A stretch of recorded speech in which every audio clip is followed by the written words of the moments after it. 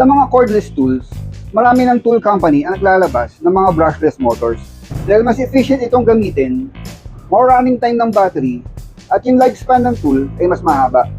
Nagagawa din naman ng brush ang nagagawa ng mga brushless motors. Pero sa experience ko, may pagkakaiba din talaga sila pagdating sa performance.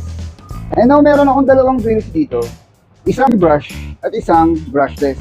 Fortunately, pareho yung specs nila na 20 volts and 2.0 amps of power. Kaya titignan natin kung mahaba ba talaga ang running time ng battery ng mga brushless motors. So tetestingin natin sila dito sa mahogany na hardwood. And gagamitan ko sila ng 8mm na drill bit pareho hanggang sa maubos yung battery nila. Pero take note na ang mga battery hindi dapat ito nadidrain. Bago pa madrain ito, dapat i-charge mo na ito para tumagal yung buhay niya. So na-i-charge ko na ito and full na pareho yung battery nila. And simulan na natin yung ating demonstration. So inuna ko muna itong 20 volts na brush drill and tingnan natin kung ilan ang magagawa niyang butas.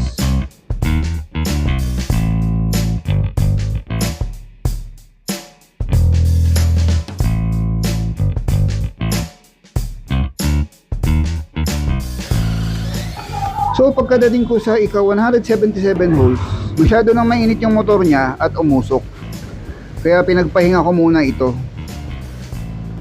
So habang hinihintay ko lumamig yung isa, sinimulan ko na itong brushless drill.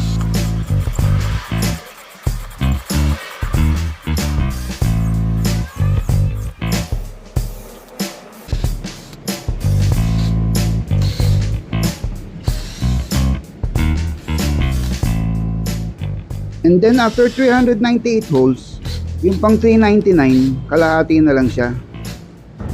May power pa rin naman ng battery, pero hindi niya nakayang tumagos. And then pinagpatuloy ko na ulit yung brush drill.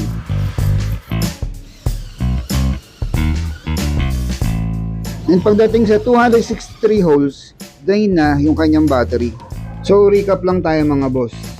Sa 2-inch thick na mahogany wood, yung brushless drill natin na may CX 20 volts na battery, nakagawa siya ng 398 holes. Tuloy-tuloy lang siya without any break.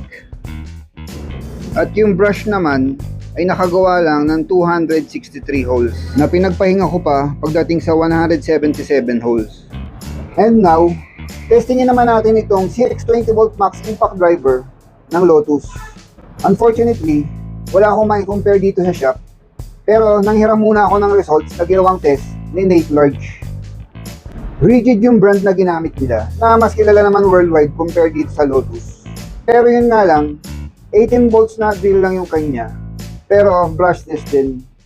So ang ginamit niya dong kahoy is pine wood, which is mas malambot compared dito sa mahogany. So ang ginawa niya is nagbaon siya ng 100 screws, tapos tinanggal niya ulit. And then nagbaon ulit siya ng 29.5 screws bago maubos yung battery niya. So tignan natin kung kaya bang tapatan nito yung results na nakuha niya. Nakaka 25 screws na pala ako bago ko na-realize na hindi ko pala na-i-on yung camera. Sinet ko rin pala yung impact driver sa pinakamabilis na mode.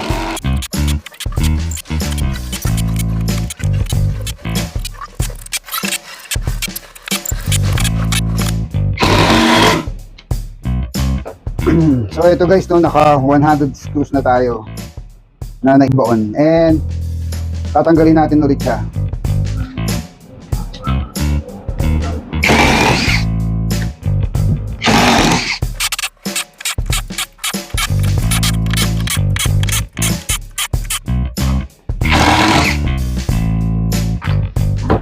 So 100 screws out, then magbabaon ulit tayo ng mga screws.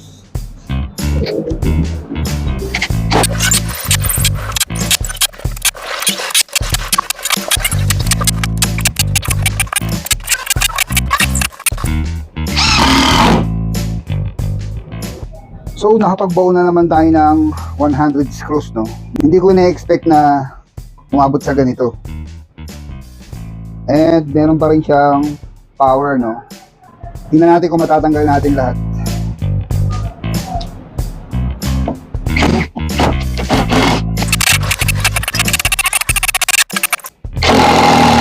And nung tinatanggal ko na yung pang 55 na screw, na-drain na yung battery niya. And eto na yung results natin mga boss. Yung sa rigid na brushless impact driver, 10 by 2 and 1/2 screws ang ginamit niya. 100 screws in and out and 29 and 1/2 screws driven in sa pine wood na material.